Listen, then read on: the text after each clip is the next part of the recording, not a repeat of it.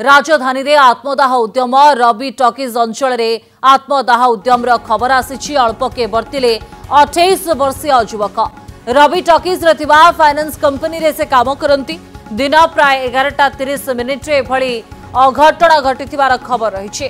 Finance टंका को केंद्र करी जने ग्राहकों सहित तांको झगड़ा परे आत्माहुति उद्यम करिसंती।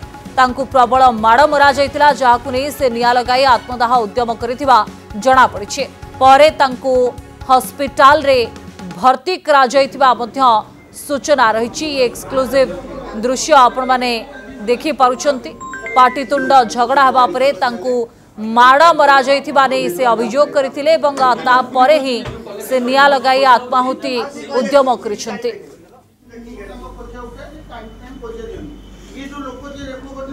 अधिक आलोचना सौभाग्य परिणाम सहित जोड़ी सौभाग्य पूरा घटना कौन रही संपृक्त युवकों अवस्था एवं कौन? देखु दिन प्राय 11:30 बेले एभली गोटे दृश्य देखा मिलता जो समय राजेश प्रधान नामक जड़े युवक जहांकर बयस पाखापाखि 28 वर्ष से एक फाइनेंस कंपनी रे काम करती भुवनेश्वर रवि टॉकीज पाखरे तांकर गोटे ऑफिस रही। जितेबाला से ऑफिस को आसीथिले एवं पाखापाखि 11:30 बेले ऑफिस रे पहुंचिया परे कांदी कांदी ऑफिस को फेरिथिले। कारण कौन पचारिबारु केही बुझी नथिले। उपरिस्थ अधिकारी सहित आलोचना करथिले एवं कहिथिले जे एभली संस्था रे काम करिवाठु न काम करिवा भलो।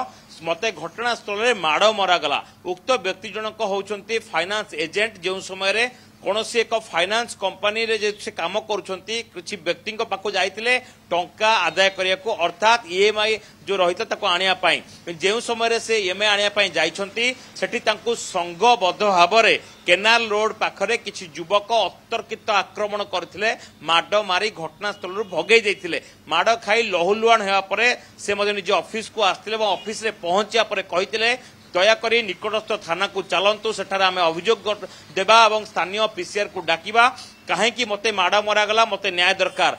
जो समय उपरिस्थ अधिकारी माने तांको कथा शुणी नथिबा अभियोग होईची जहाँ से अभियोग करछंती ता परवर्ती समय रे हाथ रे पेट्रोल किमा किरोसिन कौन आनिथिले ताहा तो जणा पड़े निज देहरे ढाळिछंती। जो एक्सक्लूसिव विजुअल आपण देखि पारछंती कनक न्यूज रे उक्त जो कपड़ाटी पिंधि से व्यक्ति जनक देह सारा जो सब ओदा ओदा देखा जाऊँगी से किरोसिन कि पेट्रोल लगे जो समय से देहरे निया लगे कि उद्यम करुले से समय पाखरे थिबा लोक माने काबू करथिले।